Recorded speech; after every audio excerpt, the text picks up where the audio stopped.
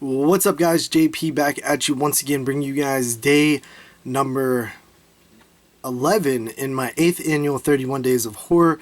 This series in which we watch and review 31 horror films in 31 days, all during the month of October, leading right up to Halloween. And continuing along with today's review, we have Saw from the year 2004. Now, I don't think I've ever reviewed a single Saw film on my channel, which is kind of funny. I recently revisited all of them when Jigsaw came out. I think that was 2017, and I had quite a fun time doing that. I actually just recently watched this in the theater, that's why I'm reviewing it. So Saw is a film that I remember when it came out. I was up late. My cousin had rented some VHS, and she had Saw and 28 Days Later, and I watched them both back to back, and I had such a good time.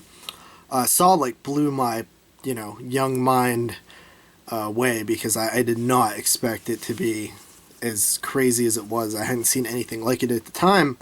Maybe Cube, kind of similar. But anyway, so I did get a chance to see this in the theater. It follows two men who wake up in a dilapidated bathroom where there is a tape that they play. And the tape says, basically, you wasted your life, you cheated on your wife, whatever, now you must suffer the consequences.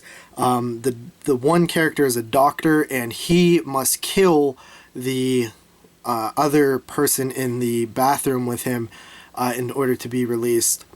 It's sort of like this sick, twisted game. You find out a little bit of backstory from the doctor, who does know the history of what's going on. Jigsaw is the killer. He's a serial killer who basically takes people who kind of don't value their lives and sort of tries to teach them a lesson through these sick, twisted way. And more mysteries unraveled from then. It's a contained horror film. It kind of takes place in this one location. There's all these riddles and puzzles to sort of figure out what's going on. I really like stuff like that. It's right up my alley. It's just I like movies that make you think, and I always remember watching this and just thinking during it, Jigsaw is kind of a flawed serial killer in a way, because on one hand you kind of see where he's coming from, but he is, at the end of the day, sort of a sadistic just murderer, because he doesn't follow his own rules sometimes, and maybe not as much in the first film, but it definitely has some moments where you're like, that's kind of a douchebag move. Some people's puzzles are way harder than others, and yada yada.